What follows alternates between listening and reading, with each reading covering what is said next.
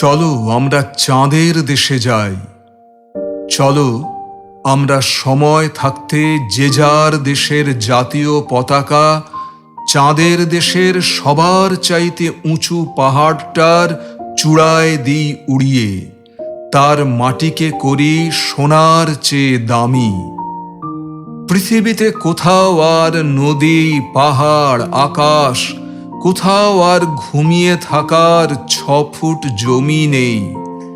একটি পাখির বাসা গড়ে তোলার মতো সামান্য আশ্রয়, একটি ঘাসের দাঁড়িয়ে থাকার মাটি আজ আমাদের অতীত ইতিহাসের স্বপ্ন, ঠাকুরমার মুখের রূপকথা।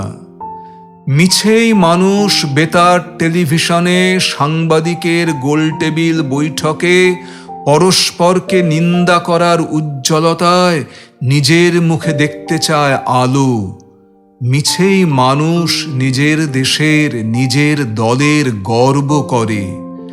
আসলে তার পায়ের নিচে কোথাও আর মাটির কোনো চিহ্ন নেই। 6 ফুট জমি মেপে নিয়ে যেখানে উপনিবেশ গড়া যায়।